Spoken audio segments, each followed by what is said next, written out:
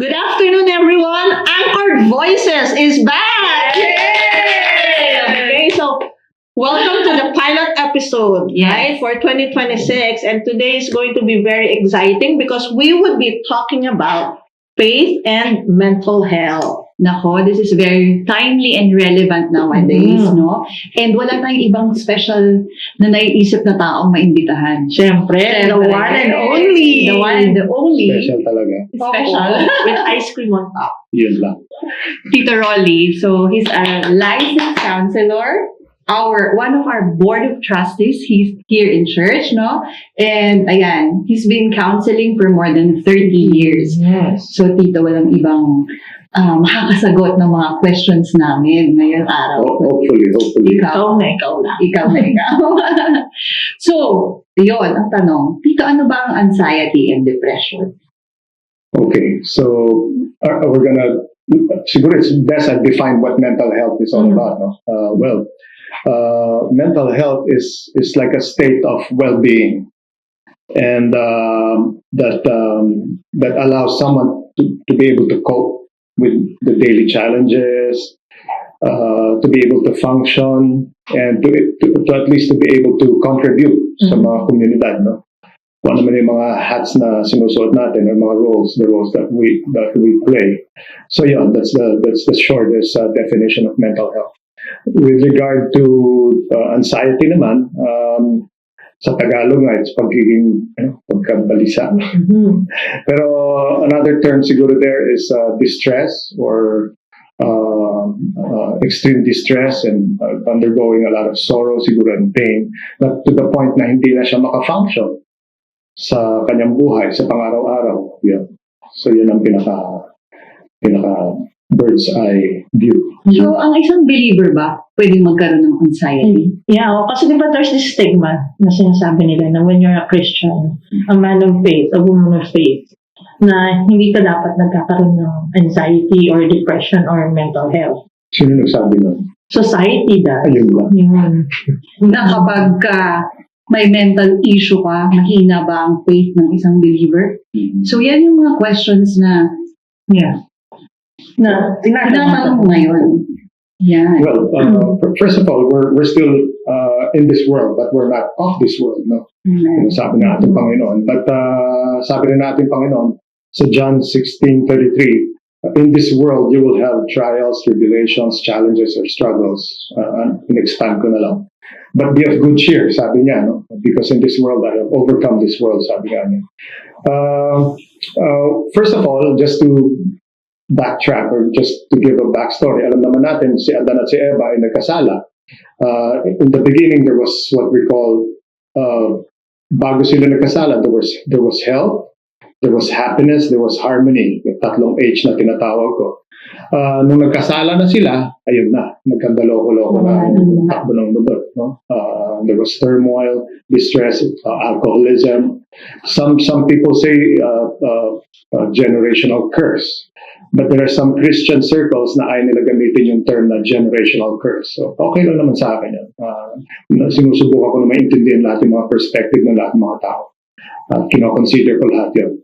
Pero yung sinasabi mo, Jamie, is may stigma or hindi ba dapat ma-apekto? Hindi, ang isang Christian daw, hindi dapat nagkakaroon ng mental health or anxiety or depression. Ayun. Personally, through experience, in my counseling profession, Christian or non-Christian, tinatamaan talaga tayo ng mga ganong klaseng whether anxiety attack or panic attack. And like I said, we're in this world, but we're not of this world. We still need a lot of, we need the Word of God, that's one. We need prayer. Pero from a medical standpoint or scientific standpoint, kailangan rin natin ng mga tulong ng mga either psychologists or counselors, preferably Christian. Kasi ayoko i-limit sa mga scientific theories. Ikaw, alam mo yun, kasi social psychology. Oh, yeah. So alam natin yan, no? Mga Sigmund Freud at kung sino-sino pa. Okay naman yan, pero I would rather always exalt the Word of God Yeah. when I would address.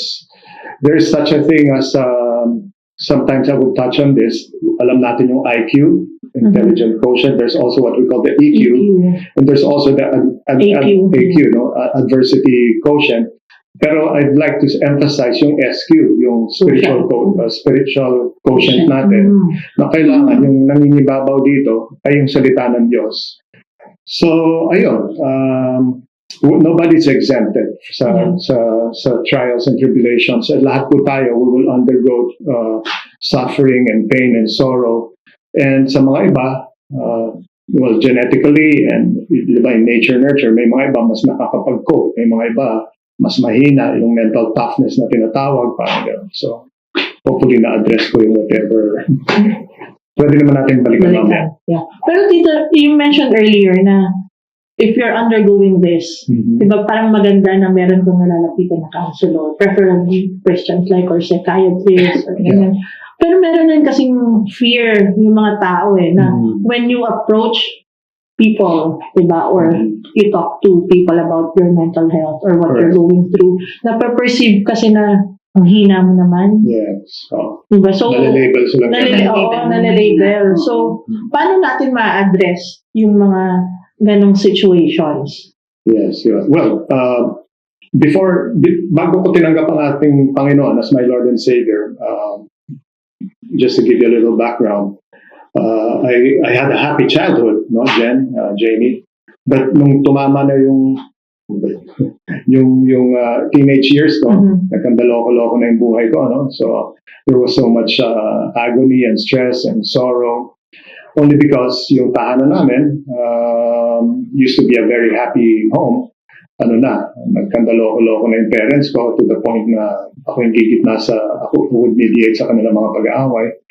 And ako yung panganay, and yun, tinamana ako ng anxiety and distress.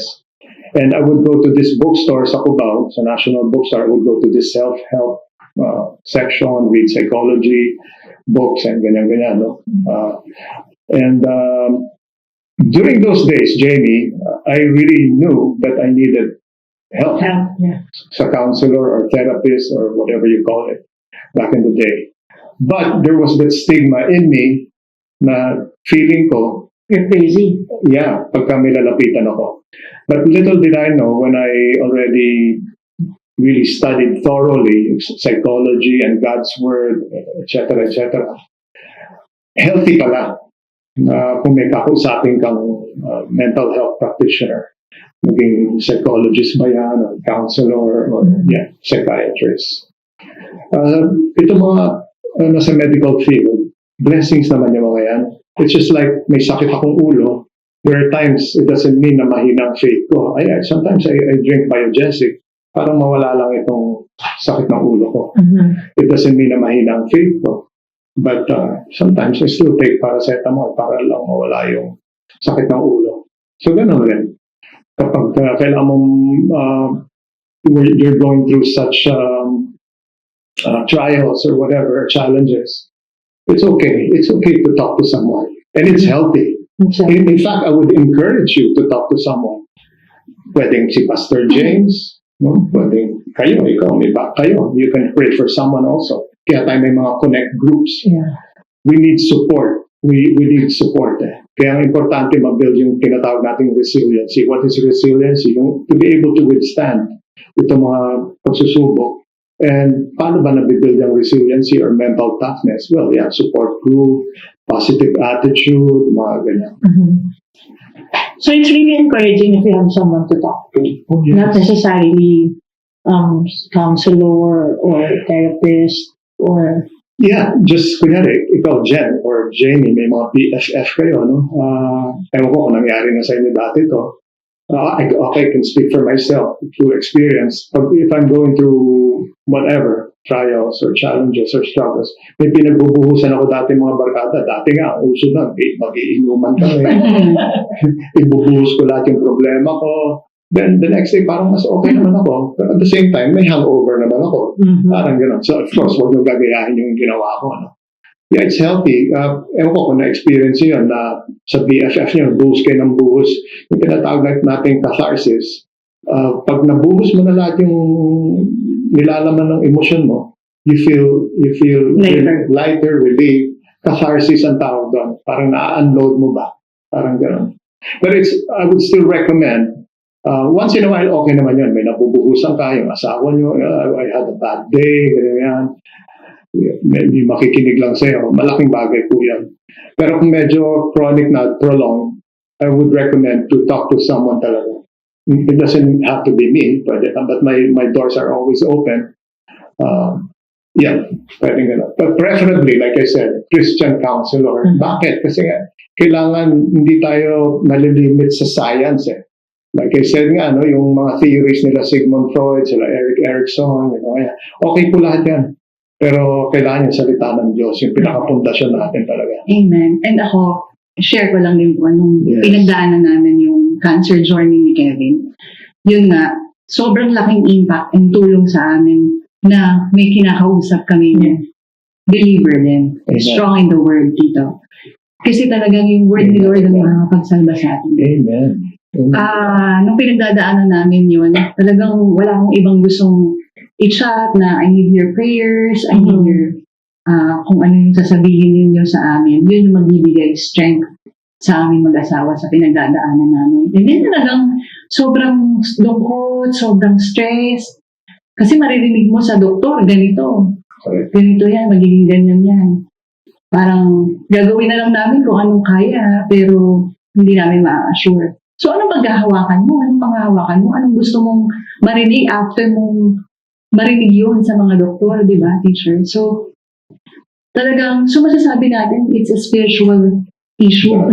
It's a spiritual battle. Itong mga anxiety na to, itong mga sadness na to, itong mga depression na to, masasabi ko na halo-halo na yan. Kasi even Ephesians 6:12, hopefully tama yan.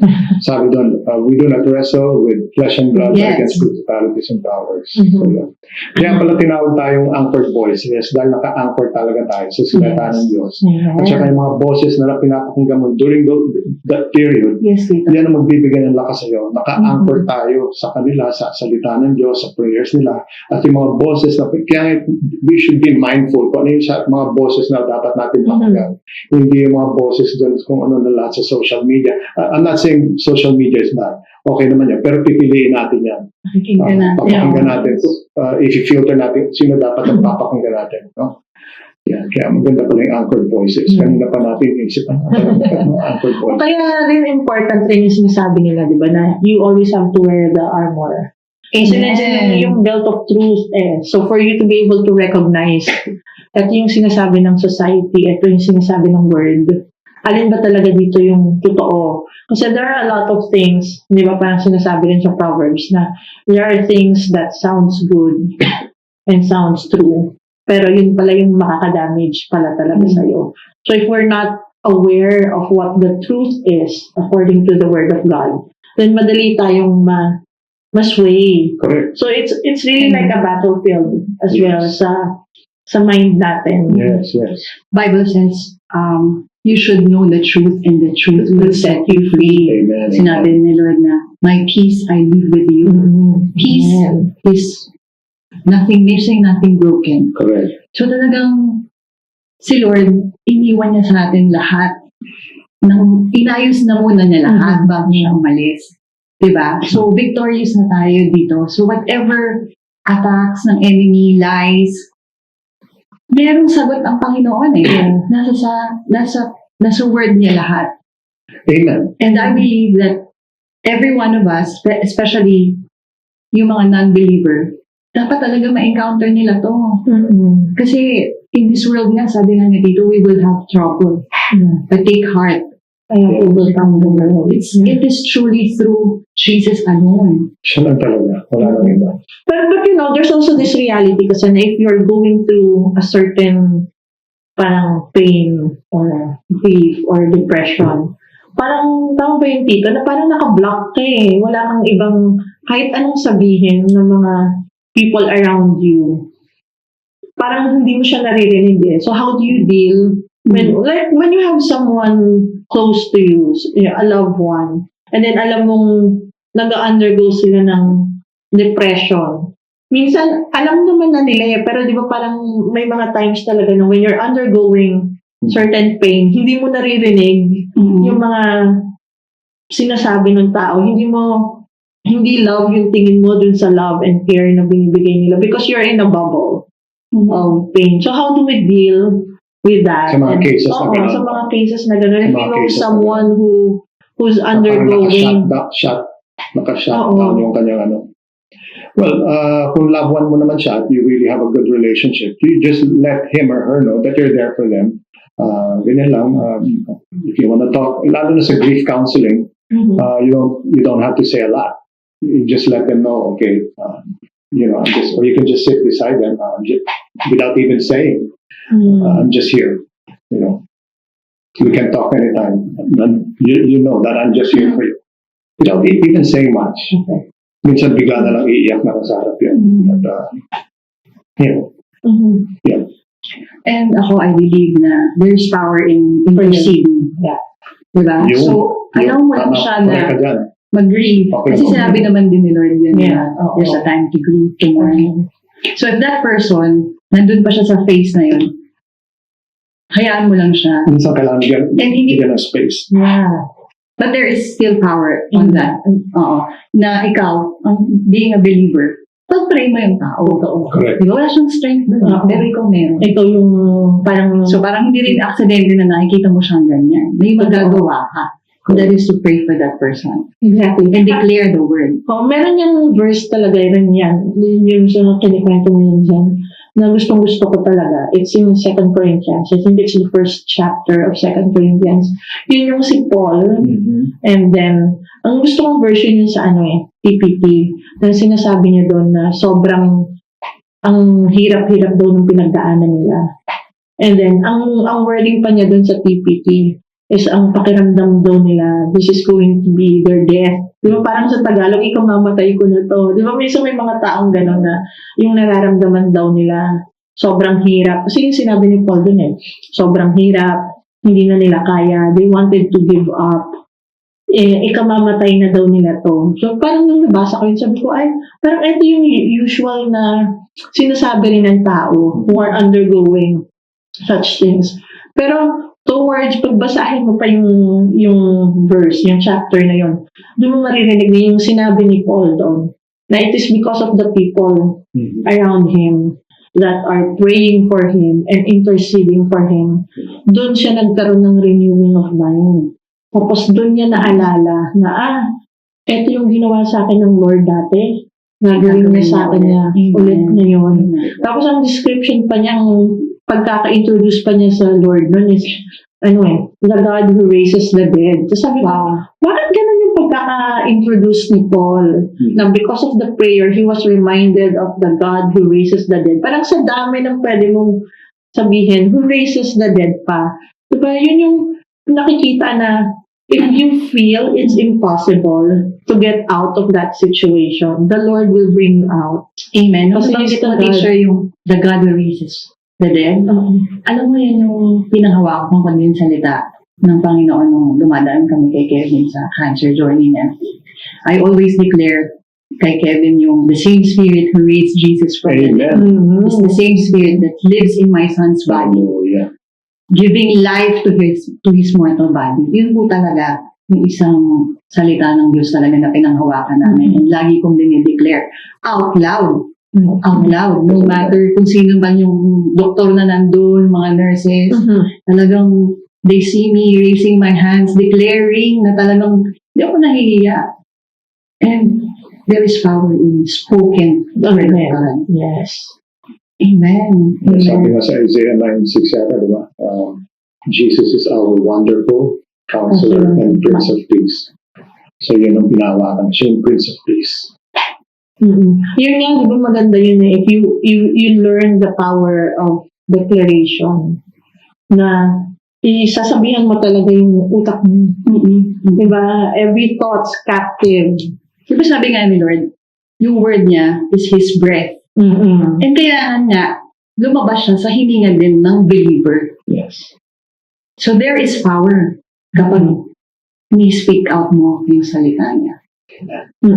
So kasama yan, di ba? So when you're experiencing mental health, parang same na rin anong sinabi ni Tito. You release it, you talk about it, and then when there's silence, that's when you normally hear a lot of wrong voices. When everything is silent and alone ka, you're alone with your thoughts. An idle mind is the devil's playground, di ba? May ganun. Yeah. So kailangan talaga punuin mo din ang salita ng Diyos ang isip mo. Exactly. Kasi pagka inatake ka na ng enemy, ng mga lies niya, ng mga kasinungalingan niya. Ay, hindi. Itong sabi ng Panginoon, I'm a child of God. I have the mind of Christ. Diba? I'm a new creation in Christ Jesus. I am the righteousness of God in Christ Jesus. Anong pang laban mo? Wala ka. Kaya ka nade-depress. Kaya iniisip mo, wala na to, wala na kwenta buhay ko, papakamatay na lang ako. Yes. Mahalaga talaga yun. Mahalaga talaga na nasa church ka, nakatanim ka. Exactly. Diba? Faith comes by hearing and hearing the word of God. Saan ka makakarinig doon kundi sa simbahan? Yes. Diba? And Yung connect groups. you are surrounded with the right people. Saka Yung nga lang, same heart. yes, Tito, yung nga lang believer ka, ang hirap na sa atin, di ba? Talagang tayo yung inaatake din talaga the more eh.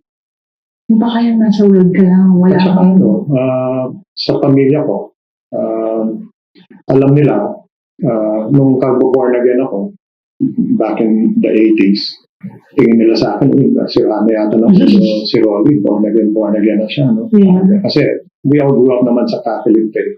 Wala namang masama sa Catholicism. But anyway, I was so kind of preachy back then. Pero I learned through the years na kailangan medyo ipakita mo, i-demonstrate mo sa pag-ibig. Kailangan preachy ka, pero yung buhay mo naman doesn't speak. Na Kristiyano ka talaga. So, alam na nila, pagdating na sa mga problema nila,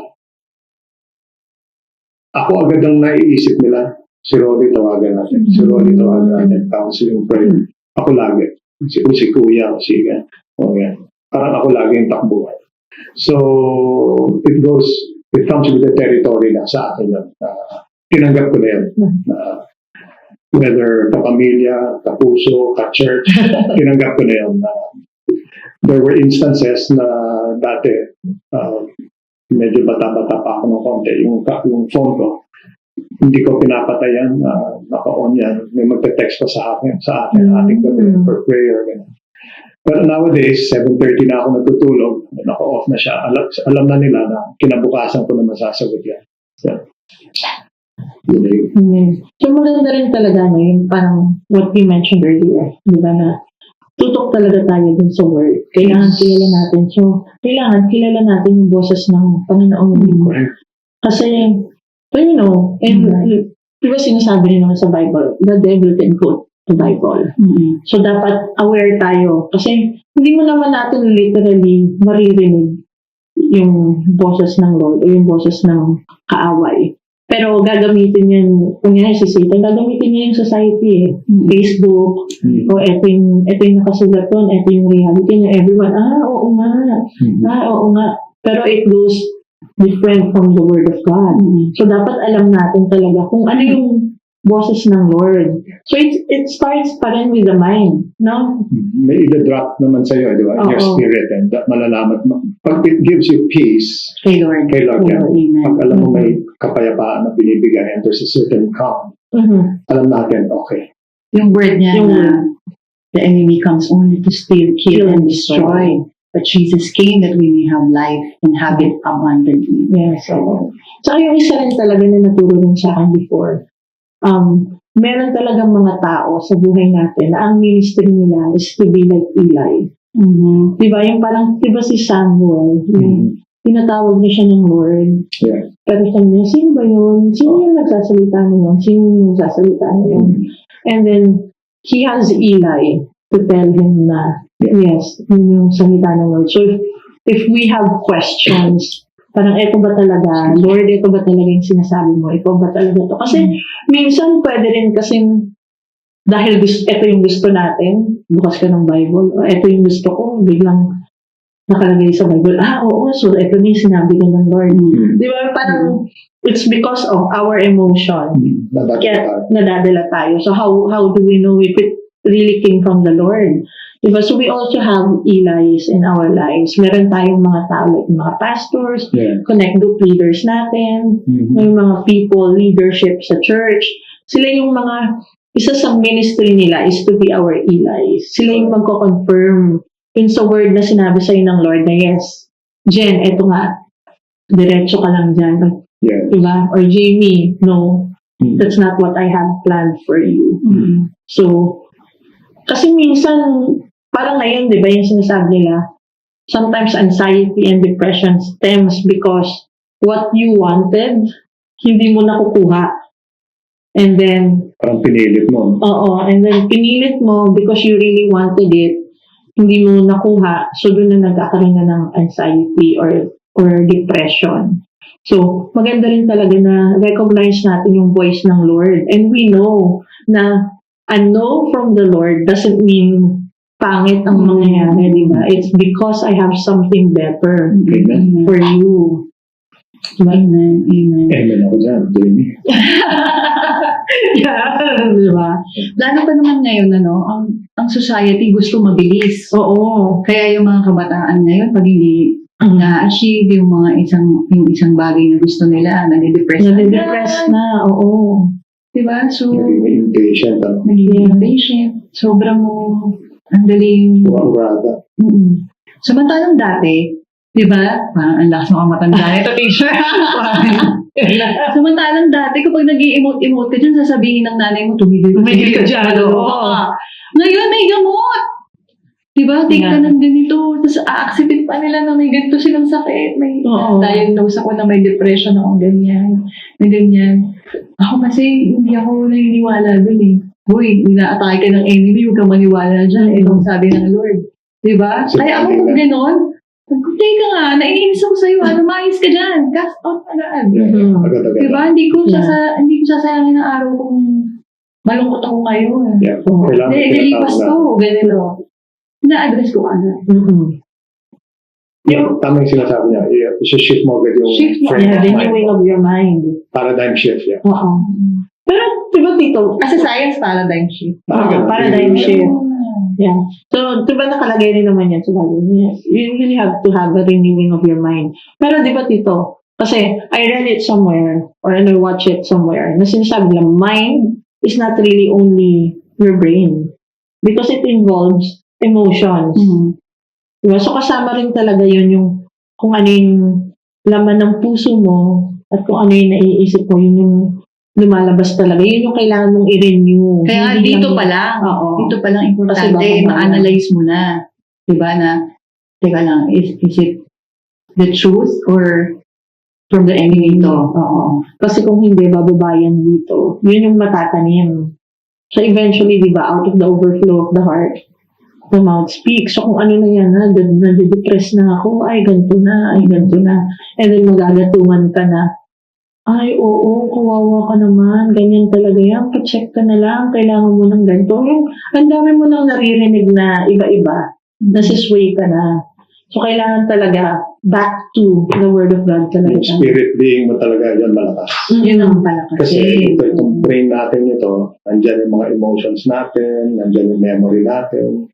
Kung imumuni-muni lagi natin yung mga woe is me, or ito nangyari. Oo. Ano ba, teacher, yung crown of thorns ni Jesus, di ba yun yung meron siyang sinave tayo ni Lord sa mga lies and ng enemy, yung crown of thorns niya. Kaya siya nandito. Oo. Yun nga. So, merong tito, di ba, na sinasabi nga, since we're talking about emotions as well. So, our emotional state and our past, does it have a really big impact on yung sinasabi nilang nagiging reason for anxiety or depression? Not necessarily because of what's happening now. Does our past trauma and past situation have a big effect Parang naging trigger lang siya. Yes, may factor talaga yun. Like I said kanina, itong brain natin, and there's this small part in our brain called the amygdala. That's the emotional center. It's a small part. Parang almond shape lang siya. Tapos meron tayong long-term memory and short-term memory. Kapag naalala natin yung mga trauma natin, what is trauma? It's an emotional shock na nangyari. Pwedeng na-assault ka, pwedeng na-bully ka, pwedeng ano yan. May mga sari-sari na trauma, yung chronic, yung prolonged, meron naman yung parang mabilisan lang, yun nga, karoon na aksidente or sa war, may nakitang pinapatay yung kaibigan mo, so that's trauma. So nandyan, embedded yan sa brain natin, sa memory bank natin, na naka-attach yung emotions natin. So talagang nandyan yan. Hindi kaya pag nag-trigger yan at may naalala ka na hindi maganda, kunyari, nabully ka o ganyan, tapos biglang yung bossing mo, parang binubully ka, syempre nati-trigger ka, parang napipikong ka. So, buti na lang, malakas tayo sa salita ng Diyos na pwede natin i-counter yun. So, yun.